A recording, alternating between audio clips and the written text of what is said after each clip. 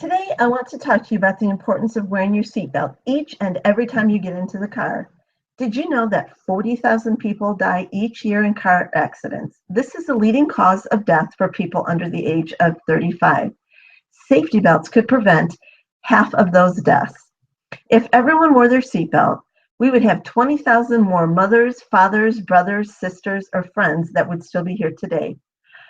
I'd like to tell you a story about someone in our Thursday morning group. We have a great Thursday group here in our communication class. We enjoy meeting together and sharing ideas and thoughts. We have come to enjoy and respect one another. But that might have been changed if one of our members didn't wear their seatbelt. Back in March of 2012, Sabrina was engaged to be married, working 2 jobs, and taking 12 credit hours that semester.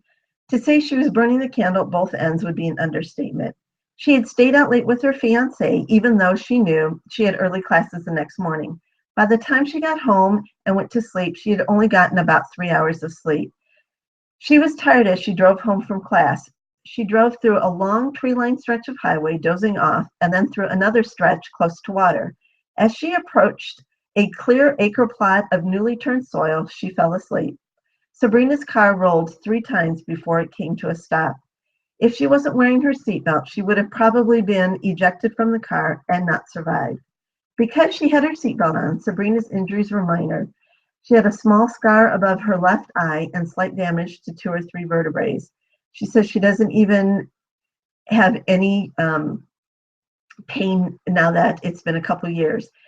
She didn't even have a concussion, which was surprising. Sabrina knows she's alive today because she was wearing her seatbelt. If that story doesn't convince you, let's talk about what happens to your body in an accident.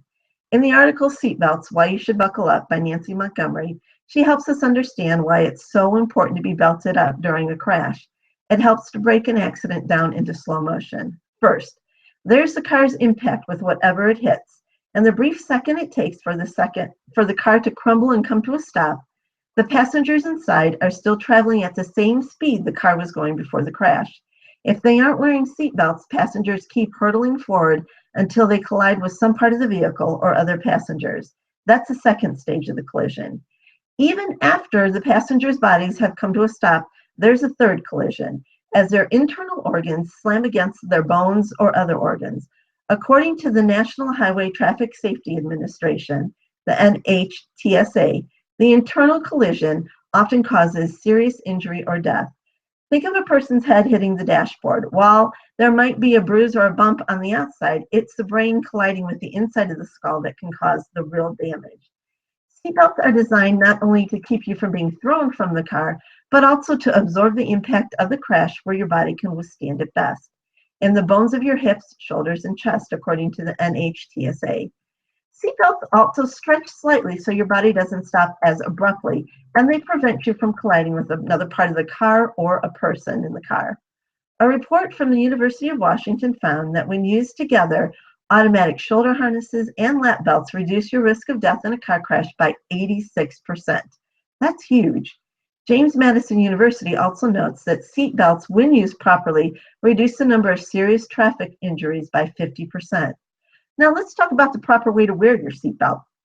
Properly worn means with both straps snugly fitted to transfer the impact of the collision to the parts of the body that can take it, your hip bones and shoulder bones like we discussed earlier. With just the shoulder strap on, you can still slide out from under it and be strangled, while the lap belt alone doesn't keep your face from hitting the steering wheel. Montgomery also says that simply buckling up isn't enough. If you don't wear your seatbelt the way it's designed to be used, you won't be fully protected in a crash. Pull the lap belt across your lap and pelvis area, never across your stomach. Buckling the seatbelt across your stomach can cause internal injuries in an accident. The shoulder belt should be snug across your collarbone and chest. Don't wear it under your arm or behind your neck. If you're at least 4'8" and weigh 80 pounds, the seatbelt would fit you.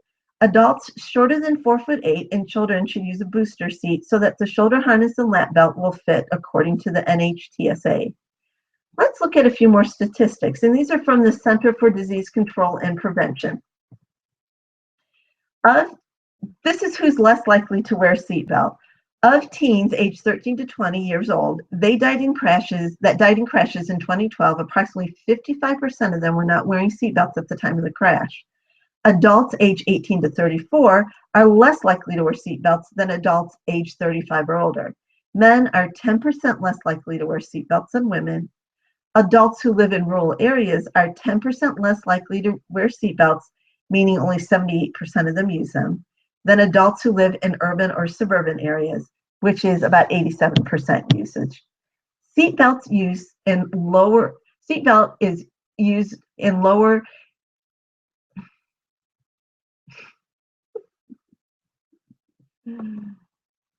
seatbelt use is